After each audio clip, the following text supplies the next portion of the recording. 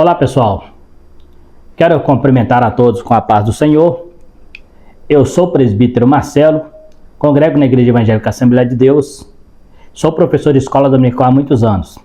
E aqui no meu canal nós temos comentado as lições bíblicas da nossa CPAD. Temos comentado aqui a lição de adultos, cujo tema é a Igreja, o Império do Mal, o Império Babilônico. E também temos comentado a lição de jovens, Seja Firme, baseado na carta de Timóteo. Você que está chegando agora no canal, quero te agradecer pela oportunidade de poder estar comunicando com você através deste aparelho. E pedir a você que está chegando agora, que ainda não é inscrito, você se inscreva no canal para estar nos ajudando. Também, se você gostar do vídeo, compartilhe, dê o seu like e ative o sininho para receber as próximas notificações. Se tiver alguma dúvida também, ou quiser dar alguma sugestão, dar a sua opinião, pode estar também falando nos comentários, que é muito importante para nós. A partir de agora, nós estamos então entrando na lição de número 12, onde estaremos falando da Igreja do Deus vivo. Grande é o mistério, digo, porém, a respeito de Cristo e a Igreja. A noiva de Cristo não pode ser mundana, pois ela é a guardiã da verdade revelada e suas vestes devem se manter imaculadas para as bodas do Cordeiro. Então aqui a Bíblia diz que a igreja é como a coluna da verdade, a igreja do Deus vivo, então ela tem que se manter pura, tem que se manter imaculada, com suas vestes puras, para encontrar um dia com o Senhor e participarmos ali da boda do Cordeiro. Vamos adiantar aqui a nossa introdução.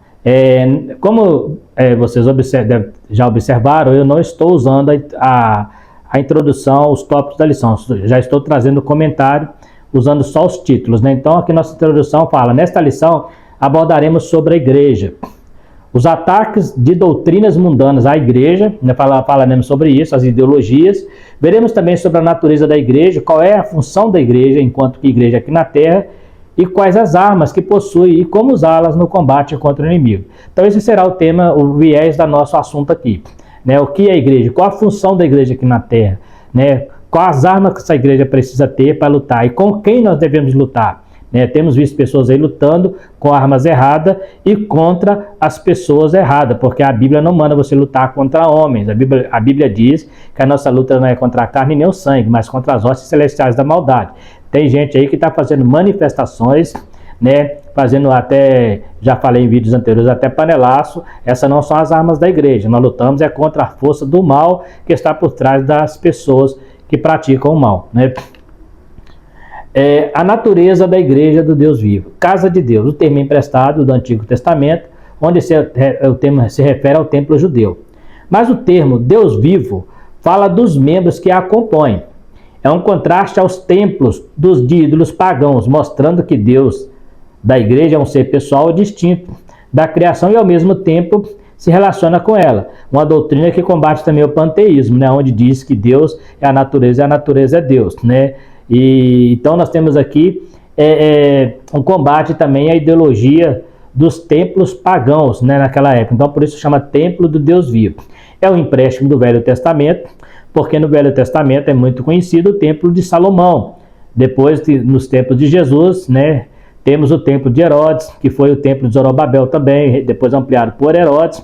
Então esse templo era realmente um prédio, Só que a partir da igreja, a partir do Pentecoste, a igreja começou a congregar, em casas, não participava mais do templo. Você vai encontrar, por exemplo, algumas coisas acontecendo no templo, mas não era a igreja que estava ali.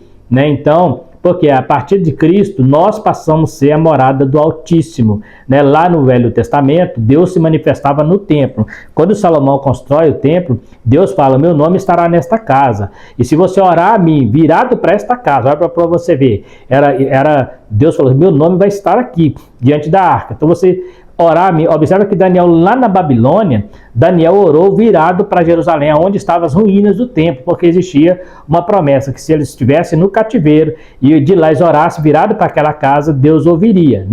Lá em Ezequiel nós estudamos também que a glória que estava nesse templo, ela saiu por causa das abominações. Então, é um termo usado para especificar a morada de Deus, né? Só que no Velho Testamento é uma coisa, no Novo Testamento mudou, né? Vamos aqui então. Até o século IV, né? A igreja se reunia em lares. Não havia templos para congregar, até porque a igreja não era conhecida como instituição legal, por motivo que levou à perseguição. Então, quando Paulo cita a igreja em suas cartas, e também o apóstolo João, ele se referia aos crentes e não aos templos, onde se reunia. O primeiro templo conhecido como cristão data no quarto século, conhecido como a igreja da Natividade ou do Santo Sepulcro.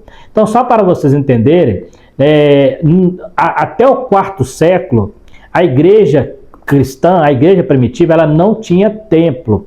Então, aí você vê assim, mas eu vi Pedro, né? Eu li lá na Bíblia que Pedro curou, né, o paralítico à porta formosa do templo. Aquele templo era um templo judeu, né? Não era o templo cristão. E como Pedro era judeu, ele tinha acesso ali àquele templo, né? Por isso que ele cura aquele rapaz, né? A porta formosa.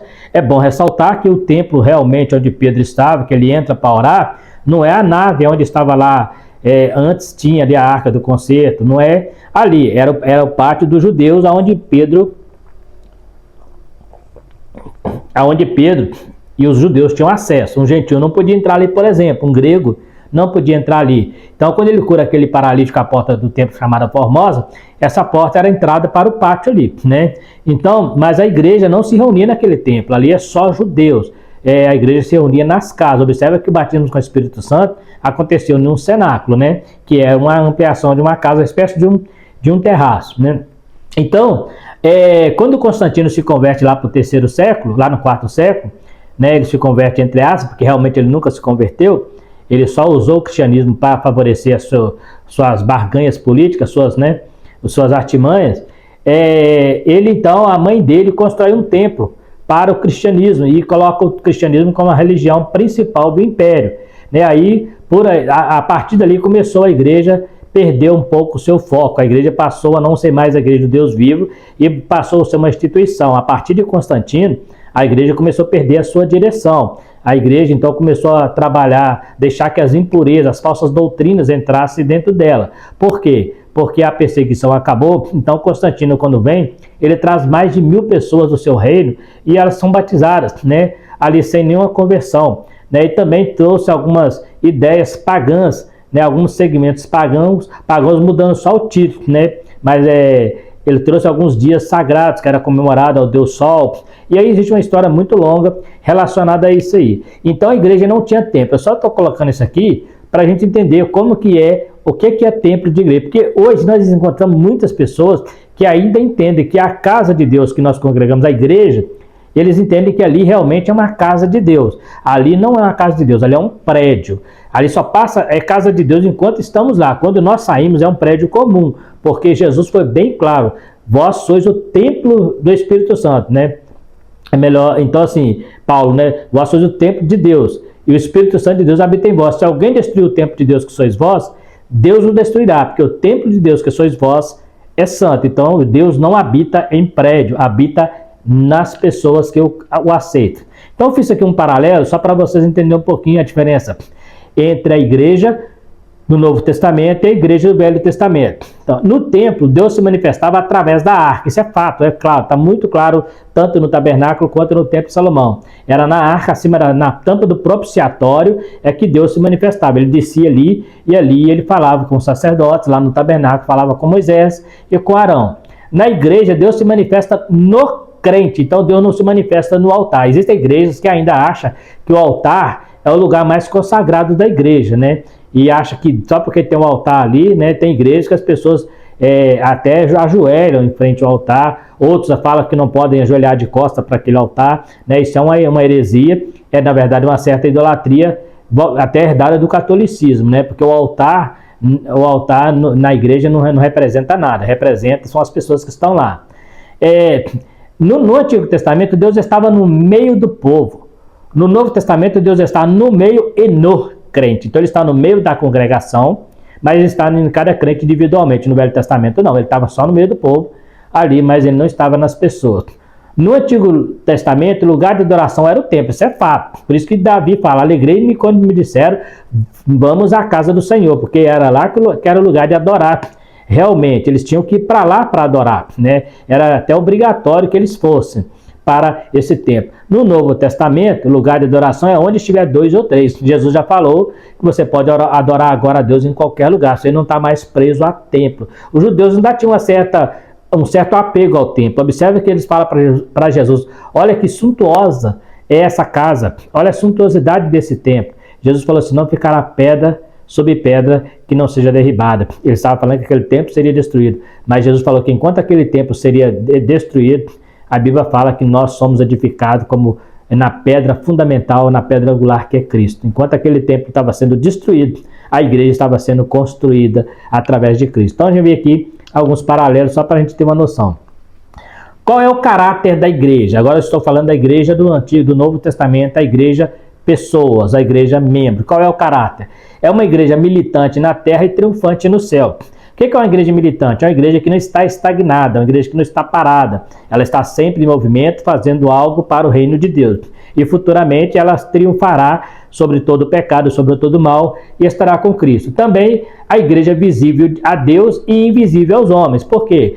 Porque a igreja não é aquele aglomerado de pessoas que você vê ali, né? Ali tem muita gente ali fazem parte da igreja, mas nem todos são a igreja de Deus, porque a igreja de Deus é aqueles que realmente seguem a sua palavra. Então tem muita gente na igreja, né, que está vazia de Deus, está mesmo congregando achando que a igreja vai salvá-lo. Não, o que salva é a vida dele com Deus, pessoalmente, individualmente.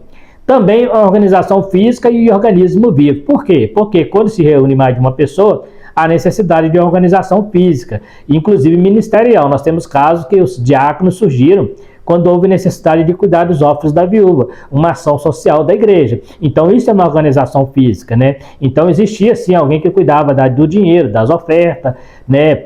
Pedro fala que ele não poderia parar de fazer o trabalho dele, então ele organizou alguém para fazer isso. Isso chama organização. Então a igreja precisa sim ter uma organização, mas também é um organismo vivo. Por quê? Porque ela tem vida em si mesma. A igreja tem vida através de Cristo. Cristo habitando nela, a igreja é viva, né? E o local também físico e universal, porque nós temos a igreja como local, né? Aquela que nós estamos à nossa volta, mas ela está em todo o planeta. Onde há o nome de Cristo, onde foi pregado o nome de Cristo e alguém aceitou, ali já está a igreja. Então ela também é universal, né? Esse é o caráter da igreja. Coluna e firmeza da verdade. Isso demonstra que a igreja é guardiã da verdade, e essa verdade é o evangelho de Cristo. Diante disso, é responsabilidade da igreja pregar a verdade e combater a mentira pregada por mestres heréticos. Como firmeza, não podemos sair de nosso fundamento, que é o próprio Cristo. Então, é interessante que nós, como firmeza, como coluna da verdade, né?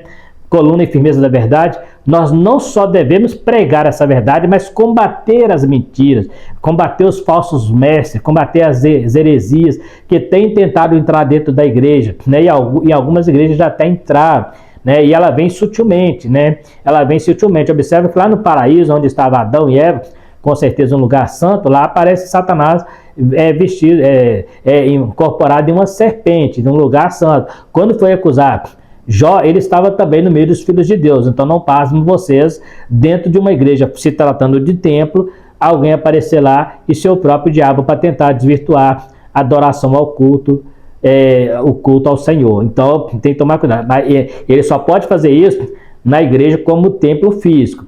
E ele só vai entrar no templo espiritual se a pessoa der lugar. Mas aí, quando o diabo entra numa pessoa, ele deixa de ser igreja, porque a Bíblia diz que o Espírito Santo não fica numa casa imunda, né? Então, mas ele pode se entrar num templo, pode sentar inclusive no altar, inclusive pode assumir o microfone, a tribuna e até pregar a palavra de Deus, porque quando é conveniente para ele, ele usa todas as suas armas. Observa que ele elogiava Paulo, né? E falava assim, este homem é um grande homem de Deus, né? Ela falava ali, mas usado pelo diabo para levantar ali a vaidade, o orgulho, né? Satanás estava usando o diabo para tentar fazer com que Paulo se orgulhasse.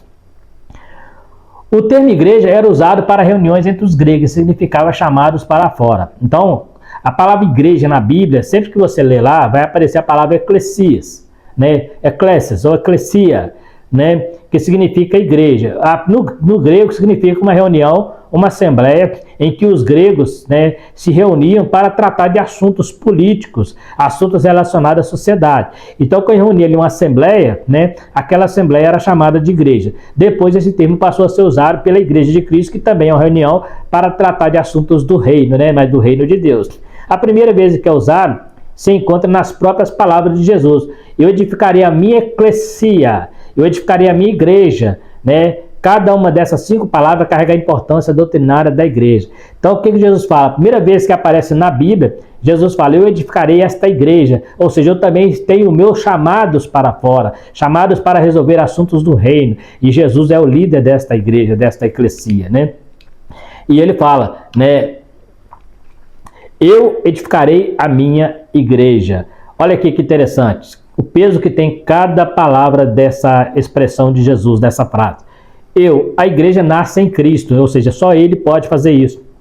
Só Jesus pode edificar a igreja, não há outro fundamento que não seja Cristo, né? Ele é a pedra fundamental, a pedra angular, né? Edificarei, só Ele pode edificar através do seu poder. Então é Ele que pode fortalecer, levantar a igreja, né? Ele fala para a igreja, para Jesus, para os discípulos, é isso que eu vos dou poder. Então tudo está relacionado diretamente a Cristo, né? A igreja, por que é interessante destacar a igreja? Porque não é uma igreja, é a igreja. Ela é única e universal, né? É um artigo definido, a igreja. Não existe 2 igrejas, né? Não existe uma igreja no Velho Testamento ou no Novo. Agora todos são casa de Deus, né? Não há grego, não há cita, não há bárbaro, não há judeu, não há gentil, não há homem, não há mulher. Entrou para dentro da igreja, é a igreja, né? Não é as igrejas. Outra coisa importante é que a igreja pertence exclusivamente a Cristo, é sua propriedade peculiar. É importante nós termos em mente que a igreja, ela é uma propriedade de Jesus. Existem pastores que estão dirigindo igrejas como se a igreja fosse deles, né? Como se eles mandassem na igreja, mas a igreja não pertence a eles, são só instrumentos usados para estar dirigindo aquela igreja, mas aquela igreja pertence a Jesus e ele jamais vai abrir mão disso. Então ele fala, eu edificarei a minha. Ele não fala assim, eu edificarei uma igreja para você, Pedro. Eu edificarei uma igreja para você, Tiago. Eu edificarei uma igreja para você, João. Não, eu vou edificar a minha igreja, né? Então a igreja pertence a Deus. E a palavra igreja, eclésia, separado para um propósito de Deus. Agora, aqui nesse caso, a eclésia é de Jesus, a separação é de Jesus. Lá na eclésia dos gregos era entre os líderes ali para resolver problemas políticos e sociais. Agora é para resolver problemas espirituais. Também envolve alguns problemas sociais, por causa que a igreja também tem um organismo, mas como organização, mas como organismo é para resolver problemas espirituais. Então Cristo fala, eu edificarei a minha eclesia, a minha igreja, né? O mistério da piedade não é algo oculto, mas sim um segredo revelado, uma verdade divina que estava escondida, mas que veio a se manifestar através de Cristo em sua igreja. Porque a igreja é um mistério que estava escondido, né? Que estava nas promessas aos patriarcas, que estava na promessa do Velho Testamento, que estava até mesmo na promessa aos discípulos. Mas agora Paulo fala, eis o mistério, né? Esse mistério agora é o mistério da piedade, um mistério que foi revelado, deixou de ser um segredo. Disso entendemos que os mistérios de Deus não podem ser descobertos pela razão, intuição ou pela investigação. Envolve elementos profundos como inspiração, revelação e fé, algo que só pode ser alcançado através do contato com Deus e sua palavra. Então, é só através de Deus, da sua palavra, é que nós podemos entender um pouco desses mistérios a nós revelados. Deuteronômio 29, lá em Deuteronômio diz, as coisas encobertas é para nós e nossos filhos, mas as cobertas é para o Senhor e para quem Ele quiser revelar. E aqui está a sua revelação, a igreja que outrora era um mistério, agora ela foi revelada ao mundo através de Jesus e através da sua palavra. Então a palavra de Deus mostra a igreja tem a palavra de Deus como a sua arma, como a sua verdade, né? Então nós temos aqui grande mistério da piedade. Aquele que manifestou em carne, eu acho interessante essa expressão de Paulo, né? Aquele que manifestou em carne, justificado em espírito, visto dos anjos, pregado entre os gentios, crido no mundo, recebido em cima na glória. Então nós vemos aqui uma sequência do nascedouro da igreja. Como que a igreja nasceu? Através de quem ela nasceu? Através daquele que se manifestou em carne. Né? Ele veio para edificar a sua igreja. Então ele manifestou em carne, isso fala do seu nascimento humano. Cristo veio, né? Lá em Filipenses capítulo 2 fala que ele não teve por usurpação ser igual a Deus, mas aniquilou-se a si mesmo, transformando em forma humana, até servo, né? Então nós temos ali, ele veio em carne, justificado em espírito. É interessante que não é no Espírito Santo não, justificado no seu caráter. Cristo nasceu sobre um mundo de pecado, mas sem pecado, né? Ele não pecou, ele não cometeu pecado porque ele nasceu gerado pelo Espírito Santo. Então foi justificado em seu caráter. Vista dos anjos, isso fala da assistência dos anjos ao seu ministério. Nós encontramos várias vezes os anjos auxiliando Jesus. Nós encontramos ele, por exemplo, no seu nascimento, ali revelando para José, para Maria. Encontramos os anjos ali quando ele estava no Monte das Oliveiras orando. Também na sua assunção, os anjos estavam ali no seu sepulcro, quando ele ressuscita, lá estavam os anjos. Então ele foi visto dos anjos. Esse visto aqui é no sentido de ser assistido pelos anjos, tá? Ele foi assistido pelos anjos. Pregado entre os gentios, né? Porque aqui Paulo está falando da sua pregação aos gregos, aos romanos, que até então estava sendo pregado só entre os judeus. Pregado entre os gentios, né? Crido no mundo, ou seja, os que o aceitaram em toda parte do planeta, todos que o aceitam, né? Vai para encontrar com ele, né? E recebido em cima na glória, fala da sua assunção. Então nós vemos aqui, esse é o processo, ele nasceu, justificado no Espírito, assistido pelos anjos, pregado entre os gentios, foi crido no mundo e recebido em cima na glória, e hoje está à destra do Pai e intercede por nós, e a qualquer momento estará voltando para buscar a sua amada igreja, a igreja do Deus vivo, né? Cristo e o relacionamento com a igreja, a santificação e pureza. Santificação não é perfeição, como nos santifica, Cristo nos santifica pela lavagem da água pela palavra, né? Entendemos santificação no Antigo Testamento nas peças do tabernáculo. Santificar e separar para um propósito. Em nossa vida acontece em 3 estágios: causal, posicional e final. Nós já estudamos sobre isso. Então presta atenção. Como que você entende santificação? Quando alguém fala assim, fulano é santo, a primeira impressão que se tem é que está falando de alguém perfeito, porque essa foi uma teologia católica que foi ensinada, né, que os santos alcançaram a perfeição e foram beatificados, né? E muitas vezes as pessoas têm essa mentalidade. Quando alguém fala assim, você é santo, ele fica meio que apreensivo, ele fica com medo de responder. Chega numa igreja, por exemplo, e pergunta quantos santos temos aqui. Uma boa parte não vai ter coragem de se manifestar porque entende que é pecador. Mas quando você entende que ser santo é eclésia, você pode levantar a sua mão tranquilamente, porque a eclésia é quem é separado. No Velho Testamento você entende isso.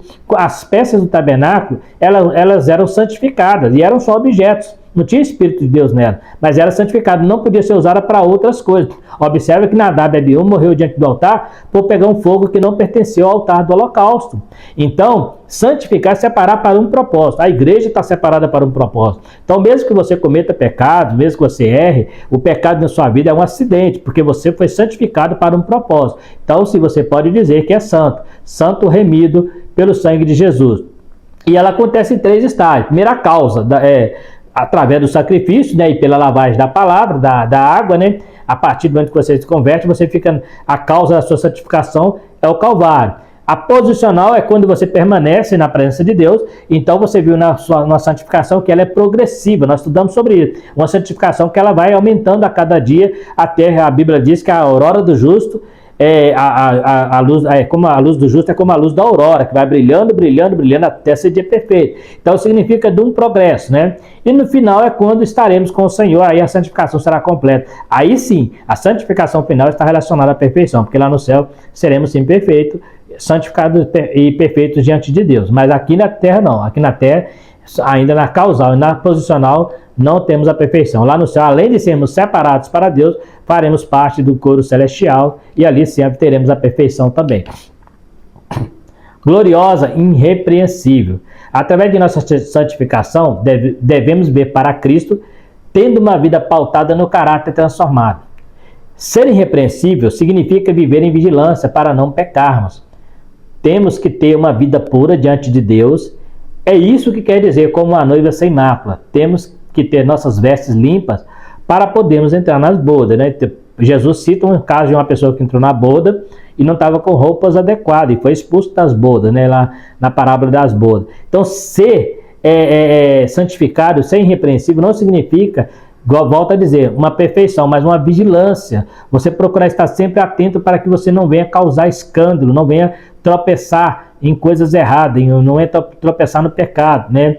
E manter uma vida pura diante de Deus, manter uma santificação, né, causal e posicional diante de Deus até aquele dia. Então a gente precisa estar atento a isso para não sermos pegos de surpresa na volta de Jesus, não ser surpreendido pelo Senhor, porque o crente que é santo, ele está sempre atento esperando a volta de Cristo. Então santificar o pecado na sua vida, ele tem que ser nojento, você tem que ter nojo do pecado. E quando cometer pecado, a sua consciência tem que estar te acusando, porque, na verdade, nós precisamos nos purificar a cada dia até chegarmos à posição de um dia poder estarmos com o Senhor nas bodas. Então, ser irrepreensível é quando alguém olha para você e fala assim, essa pessoa realmente tem um bom exemplo. Eu gosto de citar sempre Daniel. Procurar algum defeito, alguma falha na lei dos homens e na lei de Deus e não acharam. Então, tiveram que fazer uma armadilha para ele, né? E assim tem que ser a igreja. As armas da igreja do Deus vivo. É interessante esse tema aqui, porque eu falei no início que muitas vezes a igreja usa armas erradas para combater ideologias, né? Para combater partidos políticos, igual aconteceu há pouco tempo. Né? A igreja não pode usar esse tipo de arma. A arma da igreja é a palavra de Deus, é a pregação, é o perdão, é o amor, né? A gente não tolera o pecado, né? Mas temos que a igreja tem que amar o pecador, né? Aquele que comete pecado, ele precisa se arrepender. A igreja não, como a gente costuma dizer, a igreja aceita todos, só não aceita tudo. Então, as pessoas podem vir para ser transformadas. Então, a arma da igreja é a palavra de Deus. A igreja é portadora dos oráculos de Deus e tem a responsabilidade de zelar por essa verdade. Não podemos negociar a doutrina de Deus. Devemos sim espalhar a doutrina de Deus, pois é o único meio de salvar o homem pecador. É responsabilidade da igreja, e se não o fizer, Deus trará conta no juízo. Então, a nossa responsabilidade é pregar a palavra de Deus para resgatar o pecador. É uma obrigação da igreja, porque nós somos portadores dos oráculos de Deus. Então, nós temos em nossas mãos a verdade revelada, a verdade inspirada, que é a Bíblia Sagrada. E essa verdade é que vai levar o homem a ouvir, a crer que Jesus é Salvador. É esta verdade que leva o homem a entender a salvação no seu processo para levá-lo para o céu. Então precisamos sim pregar essa verdade e combater essas ideologias que têm tentado deturpar a doutrina, que têm tentado reescrever a Bíblia, né, como se a Bíblia tivesse algum erro, né, tivesse alguma revelação que não foi, que não está de acordo com a nossa época. A igreja precisa tomar cuidado para não ser influenciada por falsas doutrinas e sim levar o evangelho genuíno. Ensino da verdade. A igreja não tem só o dever de anunciar a verdade, mas também de refutar doutrinas que tentam relativizar a verdade fundamental do cristianismo. Então, a igreja tem que estar atento a isso, né? Tem que estar de olho para que não venha relativizar, né? Isso é relativo, isso era da época, né, dos apóstolos, hoje é diferente. Não, a palavra de Deus, a mente que escreveu a palavra de Deus, grave isso, ela é eterna. Então, o mesmo Deus que falou com Adão, ele não mudou, ele é imutável e fala hoje. Então não tem como. Nada que acontece hoje foi surpresa para Deus. Deus já sabia. Então não tem sentido eu falar assim, isso foi escrito que era outra época, mas o Deus da outra época é o mesmo Deus. Ele não mudou. E se você está dizendo isso, então você está dizendo que a Bíblia não é inspirada. Porque a mesma pessoa que inspirou, nada que acontece hoje o surpreende. Ele já sabia de todas as coisas. Quando o homem acha que descobriu alguma coisa, já estava no caderno de Deus anotadinho, porque Deus sabe de todas as coisas. Então a palavra de Deus, ela é inspirada por Deus e Deus é imutável, né? O que muda é o homem, né? A igreja precisa estar apta a ensinar essa verdade, não através de palavras persuasivas, mas em demonstração de poder, como afirma Paulo. Não precisamos de subterfúgio para defender a igreja, ela já é autossuficiente em Deus. Outra coisa interessante, primeiro aqui Paulo fala, né, que a pregação aos Tessalonicenses não foi em palavra de vã filosofia ou persuasão ou lisonjeia, né? mas em demonstração de poder. E então, outra coisa interessante é não usarmos subterfúgio para defender a igreja. Tem gente que fala assim, gente, eu preciso defender a igreja, eles estão atacando a igreja. Aí começa a chamar políticos, né? E vão colocar político lá para defender a igreja não precisa de defesa. A igreja, na verdade, é uma instituição mais poderosa da terra. Eu já falei e volto a repetir. Eles podem fechar templos físicos, mas a igreja do Senhor é indestrutível.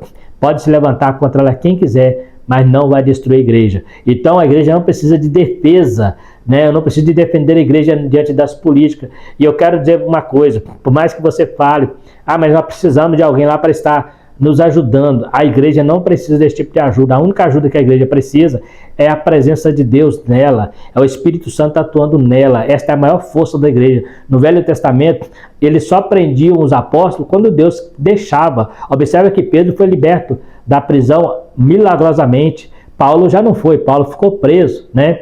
Então, assim, ficou lá em Roma, nós vimos isso aí, né? Então, observa que a prisão, né? Temos o caso também de Filipos, que ele também foi livre, né? Paulo. Então, quando Deus quiser, ele tira. Se Deus não quiser, ele deixa. A igreja, ela não precisa de defesas humanas. A nossa defesa é o Espírito Santo. A Bíblia diz que os anjos trabalham em prol daqueles que hão de herdar a salvação. Então, nós temos os anjos ao nosso serviço, ao serviço da igreja. Ele nos ajudando nas batalhas. Então, eu não preciso de homens. E qualquer homem que tentar se levantar contra a igreja, se Deus quiser derrubá-lo, faz igual fez no Velho Testamento. Manda comer capim, ficar 7 anos comendo capim para aprender a glorificar a Deus. Então, nós não precisamos ter esse medo, né? Que a igreja tem que ter alguém lá, porque agora está vindo um monte de ideologia, daqui a pouco eles estão tentando fechar a igreja. Tem pastor que está com medo de fechar a sua igreja, porque é o único meio de ganhar pão dele. Me perdoa a franqueza, mas é isso. Porque o pastor que conhece a palavra de Deus, ele não tem medo que a sua igreja feche. Ele não tem medo porque ele sabe que a igreja nem pertence a ele. Falamos aqui que a igreja é do Senhor Jesus. Então ninguém fecha a igreja do Senhor. Então se o pastor está com medo de fechar a igreja, é porque está com medo de perder, né, o seu ganha-pão, né? E tem que tomar cuidado que aí talvez a motivação seja errada, seja negativa, por isso que fica aquela briga. Vamos lá para fazer panelaço, vamos lá para o Planalto, vamos fazer um monte de coisa. Vamos fazer caminhada, né, em protesto. Não, a igreja não usa essas armas, né? Vamos fazer caminhada para Jesus. Não, a igreja não precisa disso não. Jesus não precisa de caminhada não. A igreja já faz essa caminhada para Jesus desde quando ela nasceu. Desde quando a igreja nasceu, eu mostrei lá atrás, é uma igreja triunfante e é uma igreja militante. A igreja já caminha para Jesus desde quando nasceu. Eu não preciso ir para a praça e para Afonso Pena. Eu devo ir para esse lugar sim, para pregar a palavra de Deus, mas não para tentar bater de frente com outros movimentos, porque senão é o papel da igreja, né? É igual eu falei, você não vai ver lá no Velho Testamento ou no Novo Testamento, em momento algum, os apóstolos pedindo à igreja que fizesse manifestação, que tentasse convencer os políticos para livrá-los. Não, em momento algum. Muito pelo contrário, teve uma época em que eles prenderam, né, o apóstolo Pedro e depois mandou ele sair. Não, se eles que nos prenderam, se eles quiserem vir cá, nos solta. Então eles estavam muito tranquilos, né? Eles sabiam que Deus estava com eles, né? Então a igreja não precisa de subterfúgio, porque a igreja é autossuficiente em Deus. Grave isso. Autossuficiente, mas em Deus, não em si própria, né? Diante de tanta heresia que tem surgido, a igreja, como guardiã da verdade, precisa pregar e, ao mesmo tempo, refutar falsos ensinos que têm surgido no meio da igreja para confundir os fiéis. Precisamos também viver uma vida santa e irrepreensível diante de Deus, não se deixando contaminar pelo mundo. A igreja é a instituição mais poderosa da terra, pois tem Cristo como cabeça e o Espírito Santo que a fortalece. Então, olha aqui, é interessante. Nós precisamos pregar esse evangelho, refutando doutrinas falsas, que nós aprendemos aqui. Precisamos também ter uma vida santa e irrepreensível, falamos sobre isso, né? A igreja precisa ser pura, né? Não pode ser contaminada. E a igreja é a instituição mais poderosa que existe na terra. Como instituição mais poderosa, ela tem como cabeça Jesus. Então, por quê? Quem vai bater de frente contra Deus? Quem vai bater de frente contra Jesus? Ninguém. E se bater, vai bater para cair, né? E ainda tem o Espírito Santo que nos dá poder, né? O Espírito Santo que nos fortalece, que dá força para a igreja, muda o nosso caráter e nos dá poder para militar, né, para ser militante nessa terra. Então não precisamos ter medo, né, precisamos simplesmente confiar na palavra, confiar em Jesus Cristo e ficar firme, fazendo parte da igreja do Deus vivo, porque nós somos esta igreja, nós somos essa igreja onde Deus habita. Deus habita na sua igreja, e a sua igreja é composta de pessoas. Deus não habita em templo feito por mãos de homens. O próprio Deus lá no Velho Testamento, ele falou isso quando foi fazer o templo, que nem os céus e nem o céu dos céus contém a sua glória, muito menos uma casa feita por homens, mas ele habita no crente, e através do crente, sim, o Senhor manifesta a tua glória ao mundo através da sua presença na vida do cristão. Então está aí mais uma lição onde falamos sobre a igreja do Deus vivo, a importância desta igreja. É uma igreja que deve se manter pura, uma igreja que deve se manter de cabeça erguida, uma igreja que precisa ter sempre fé, que nunca vai ser destruída. Ela pode, como diz o apóstolo Paulo, pode estar até abatida, mas não desanimada. Por quê? Porque nós sabemos em quem temos crido, e em breve ele estará voltando para buscar esta poderosa igreja, a igreja do Deus vivo. Se você faz parte desta igreja, saiba que você está na instituição mais poderosa da terra. E aí Jesus falou assim: as ovelhas que meu pai me der, elas virão a mim, e ninguém as arrebata das minhas mãos. Então Jesus é o verdadeiro pastor, dono dessas ovelhas, dono dessa igreja, e é ele que comanda. Então só acontece nessa igreja o que ele permitir. Se ele não permitir, ninguém toca nela, porque é a noiva de Jesus Cristo. No mais, está aí mais uma lição que temos trazido para vocês aí.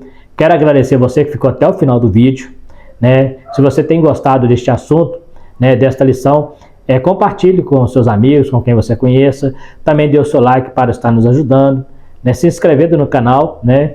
Você que ainda não é inscrito, e ativando o sininho para receber as notificações. E se tiver alguma dúvida, também poderá estar falando conosco nos comentários. No mais, quero agradecer a todos vocês que ficou até o final do vídeo, desejando a todos vocês uma boa lição e até a próxima, se Deus quiser.